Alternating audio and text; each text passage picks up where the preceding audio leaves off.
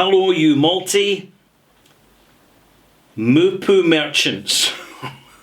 Thank you to Vitu Harkonnen for that malt mention. This is Ralphie Review 918 Extras, in which, having reviewed a single malt usually, or other quality spirit in my standard reviews, I go on to provide extra perspective, extra experience, extra commentary on things to do with whisky and other quality spirits, to give you, the malt mates, a wider field of vision, so that when you're out in the market buying your bottles, you're more likely to have a hit than a miss, because there's nothing more disappointing than sitting in your chair at home, having opened a bottle which you had great expectations for, particularly in relation to the price you've paid for it, only to be sitting there puzzled for about an hour,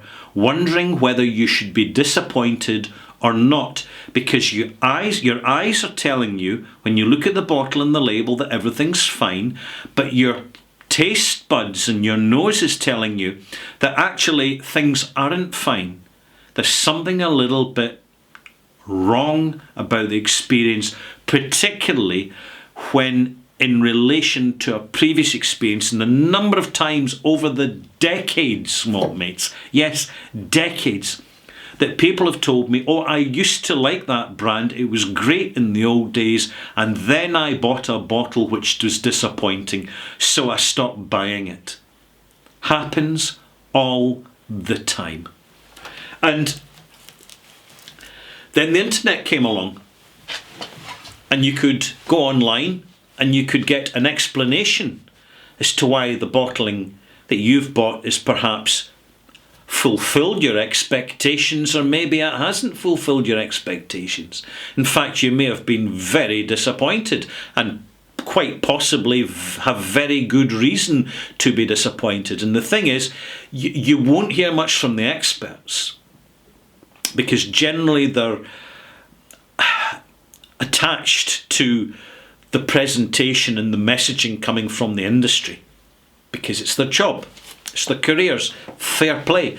And you won't get much information from the books, because they focus on the history, and it's very interesting and it's all pretty legitimate, and they'll show you the pot stills and tell you why they're used, and tell you about the malting and the peat and how the peat's cut, and they'll show you a wee person with the peat shovel, without telling you that most peat is actually harvested using tractors and subterranean ploughs, because it's the practical way to do it these days. And the value of that is that if you don't break the top surface of the peat, if you don't dig through it and destroy it to access the peat underneath, if you can use a particular plough which leaves the surface intact, then the peat bog actually has more chance of surviving erosion and degeneration over time. And so I'm not decrying the use of farming equipment these days for the harvesting of peat. It's a practical solution to a practical problem, but we tend to look back with nostalgia at the good old days, which frankly were not that good, but we tend to think they were good, and there's no doubt about it. Some very, very good whisky was made, but it wasn't expensive because people weren't interested and people weren't buying it. But now the internet's here, you see, and the landscape has changed, and you have all sorts of people who are looking for the best of whiskies, perhaps to drink and enjoy and talk about with friends, or perhaps to invest in as a speculation, as a collateral asset. And people are out buying casks of whiskey and all the rest of it, without really knowing what they're letting themselves in for. So it's a very, very different market from what it was 10 years ago, for example, and I'm sure in 10 years' time it will be very different again.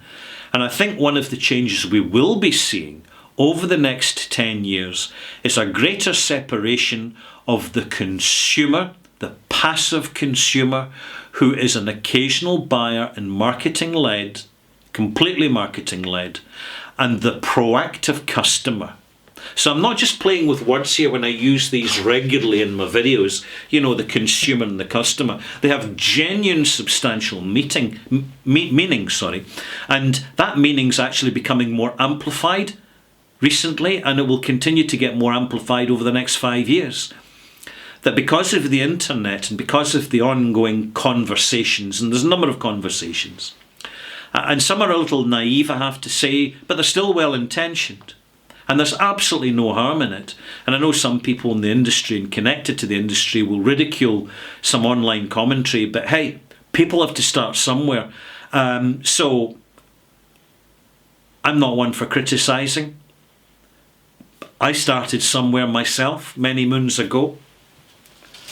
But what you'll notice, I'm going to give you the difference now, a number of differences, not just between the consumer and the customer, but also where the consumer shops and where the customer shops. The consumer is a passive whisky buyer, brand loyal, who shops in supermarkets, very occasionally in a specialist shop, which they feel automatically must be more expensive, but it's not necessarily the case. In the travel retail shops in airports, they'll go and shop there believing that it's the cheapest, even now, that it's the cheapest place to buy whisky. And of course, in the UK, this is not true. It's just not true. It's an illusion. You will regularly find whiskies more expensive in travel retail than out in the high street. The passive retailer who likes to shop from home, particularly during a pandemic, is more likely to go browsing and searching in Amazon or in their local supermarket, where they'll look at all the non-age statement whiskies in the nice little boxes, and they'll say, oh yeah, well, which is the cheapest? And they'll look quite surprised when they see that the cheapest single malts are actually cheaper or about the same price as traditional blended whiskies, particularly your main brand blends like Johnnie Walker and Chivas Regal. They're really quite expensive for what they are now. And in fact, you'll find that the supermarket's own brand blended whisky is probably superior in quality. It certainly will be if you shop in Lidl and Aldi, I can assure you of that. I've not bought any bottles of Johnnie Walker now for a year, and I'm very reluctant to do so. Quote me on it. The passive consumer will pour a glass of whisky in company, party, birthdays, friends round, barbecue, in a tumbler. They'll add ice, they'll sip it, they'll, yeah, oh that's whisky, lovely, and then they'll neck it. The reason they add ice is to kill the roughness of the flavour. The colder a drink is, the less flavour there is available to the senses. Simple as that. That is why white wine is always served chilled, so that you don't notice how acidic it is. Try it for yourself. Try next time you buy a bottle of white wine, have it at room temperature. See. The consumer, having occasionally bought their bottle, will consume it and forget about it. They'll then go on to try a bottle of rum, buy a bottle of gin, have several months off alcohol altogether because they're overweight, possibly. And then it could be 6 months, could be a year, it could just be an on-the-spot purchase that they buy another bottle of whiskey, and then they say to themselves, oh, that's getting too expensive. I'll wait till the supermarket drops the price in November, then I'll buy a bottle. I'll wait till Amazon has it on discount on my Prime membership. That's how the passive consumer behaves. The proactive customer, which is probably you because you're watching my video, so you have definitely graduated, is much more interested in whisky because of smell and taste. You have experience of whisky. You're a much more regular buyer of whisky. You know what you're looking for. You know what flavours to expect. You know when you look at most brands, what's going to be in the bottle. You may have not bought that bottle before, but you will immediately go onto your mobile device, your smartphone, and you'll do a quick search for the profile. So you know Ardbeg, you know Glenfarclas, you know Macallan, you know Springbank, you know Arden. And you probably go and check out the Oswis. And then you buy these integrity whiskies. And then that really sets your standards all the higher. Because you're proactive, you're taking an interest, you're spending more, you're looking for more of an experience. Because frankly, you're living more intensely. It's as simple as that. Passive consumers live passive lives. I'm not being judgmental, I'm just calling it as it is. As it really is. Proactive customers are customers of life. Looking for more, expecting more, knowing more, educating the palate, knowing what personal preferences and dislikes are sooner rather than later. Being prepared to pay a higher premium for better whiskies, but not too much. Because the proactive customer has a better idea of what the real value of whisky actually is. Because you know how much it costs to make whisky, how much it costs for a cask to mature whisky in. You probably know how much duty is paid and taxes in different countries, depending where you are. And therefore the proactive customer basically knows more about smell and taste and finds it sipping quality spirits neat in, I was going to say a suitable glass. Oh, this will do fine. In a suitable glass and not just a heavy base tumbler. The shops that draw in the passive consumers are not the specialist liquor shops who are too small an account for many big companies to bother supplying. The specialist retailer tends to be off the radar of the passive consumer and much more on the radar of the proactive customer. The passive consumer is going to supermarkets, going to airport shops and going online. Perhaps one of the big liquor stores online, but probably just going straight to Amazon because they've got a Prime account with Amazon, because they buy all their stuff from Amazon, because they love Amazon, because Amazon can do no wrong. And who am I to speak, because I'm self-published in Amazon, so I can criticise but also be a hypocrite about it. My books are there, and thanks to everybody who's been buying my books. I appreciate it. The proactive customer will look in Amazon but not buy, not necessarily. Depends what the price is, because they have a personal connection with the specialist store who has the smaller independent bottlers, smaller official bottlings from smaller distilleries. Increasingly it's the specialist retailer that becomes the de facto outlet for your small distilleries, not just Scotch whisky but rum, bourbon, rye, brandies, the lot.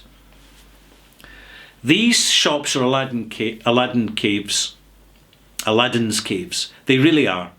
You can walk in and it's always good to ask, well, what do you recommend? Because the people in these shops have an idea and an insight into what they're selling because they get free samples from the suppliers. So they can taste before they talk about the product. You will not find that in Amazon. You will not find that in the supermarket because the passive consumer is just going by the label. They're not wanting to ask anybody about what's in the bottle because they can go and see a wee video with tartan and lochs and things online. So it's to kind of get them in the mood for it, and it tells them all they need to know. The proactive customer will be following a few sites online and will have an insight even before arriving at the specialist shop as to what they're looking for and where they're going to find it. They know they're unlikely to find it in the supermarket, but whilst in the supermarket, the proactive customer will just have a look at the shelves and notice there's some much better rums than there used to be now on the shelves.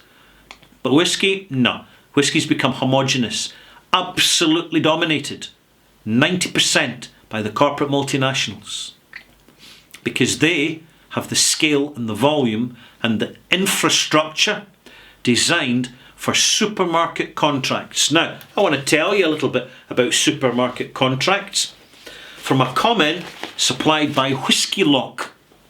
Whisky Lock has a YouTube channel. Go and check it out. Whisky Lock, L-O-C-K. So Whisky Lock's left a comment as he's a subscriber. Fun to see you review some proper bottom shelf stuff. And I always look at the bottom shelf because you can get a few nuggets there. Regarding your views on supermarkets, it should also be mentioned that many of the big supermarkets charge their suppliers slotting fees. Did you know this? I wasn't sure about this until I got this comment from Whisky Lock, and then I phoned a friend who works in a supermarket and they commented off record. So it remains off record. Basically, renting shelf space. So supermarkets charge distillers for preferred space in the shelves. So if you're down at the bottom, you'll pay a bit less, but you're at head height, and you're slightly higher because higher's nearer to heaven, so it must be worth the price. You get charged more as a whisky company. They also charge suppliers for breakages. Now, I did not know that. So supermarkets, irrespective of any breakage due to customers or their own members of staff, are charging the suppliers, the distillers. That is cheeky. Very cheeky. Demand that suppliers limit who else they sell to, so they're dictating to the distillers, if you supply to us, you can't supply to our competitors. And foot the bill for advertising and take a hit on special offers that the shop wants to run. I think you're getting the picture now. All in all, buying whisky from supermarkets is outright hostile to the distilleries we know and love. And I would 100% agree with that. When I'm buying whisky, I tend to buy from online retailers who are also specialist retailers. And I will phone specialist retailers and I will speak to them. Good Spirits Company in Glasgow, obvious example, just because I've got a good rapport with these guys. I know them. I've known them before they started their shop, when they were back in the Odd Bins days. And the big online retailers, I have to say that all of them do a pretty good job. And as regards buying single malts, I very rarely buy single malts in supermarkets. And I think that any major whisky company that's going to allow themselves to be pulled into these volume contracts with such constricting stipulations needs to be very, very careful, because they're cheapening their brand. Literally within the contract, but also within the reputation to whisky drinkers. I suppose it depends on the supermarket. If it's Marks and Spencer's in the UK, then, you know, I've noticed some decent single malts there, but they're just like any other supermarket. Don't kid yourself. I remember in the old days, NASDA, when it was American owned, get some fantastic bourbons at good prices. Back in the old days, it's all changed now. Rows and shelves of bottles, and it's all the same generic jobbing stuff. The association and connection of all these brands and supermarket shelves, they're dumbing each other down. They're just generic, flavour-reduced brands. And let me just clarify this. When you've got a big volume product, you've got to appeal to as many palates as possible. It's in your interest to remove flavour so that nobody's frightened and put off. The less flavoursome your product, the better. Think about it.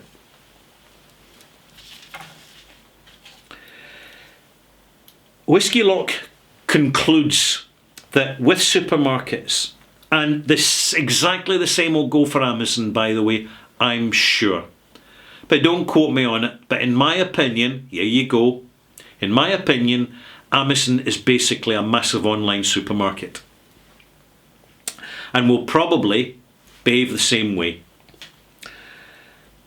All in all, buying whisky from supermarkets is outright hostile to the distilleries we know and love, driving prices up and quality down, and it puts an impenetrable barrier to smaller distilleries trying to get their products noticed. So I'm very much with you in trying to avoid them where possible, and this is the proactive consumer. When we're going out there with our greater awareness and our overview, we're noticing these small distillers, and fingers crossed that the small distillers don't ask too much for too little, because the supermarkets are going to screw them over if they try there. The specialist retailer, that's where they need to be. And also increasingly selling direct. Of course, there's all sorts of bureaucratic obstacles to selling direct from distilleries to customers, with outrageous postal charges and, well, we can post this, but we can't post this, that, and we can post it here, but we can't post it there. It's all just a shit show when it comes to posting whiskies around the world and other quality spirits. It's all just a massive, self-serving, bureaucratic mess designed to be obstructive as possible and create as much distance as possible deliberately from customers and producers. It's a big, big issue. And there's no sign of it being sorted anytime soon, because that is the nature of bureaucracy and governments. I hope you've enjoyed this little extras. Quite a bit long-winded, this one. But I hope with that final anecdote and the way supermarkets behave, you'll get an incentive and a greater reason to value and connect more intensively with your better quality and the honest ones, specialist retailers, wherever you may be and wherever you may find them. Maltmates, good luck. The journey continues. Bye-bye.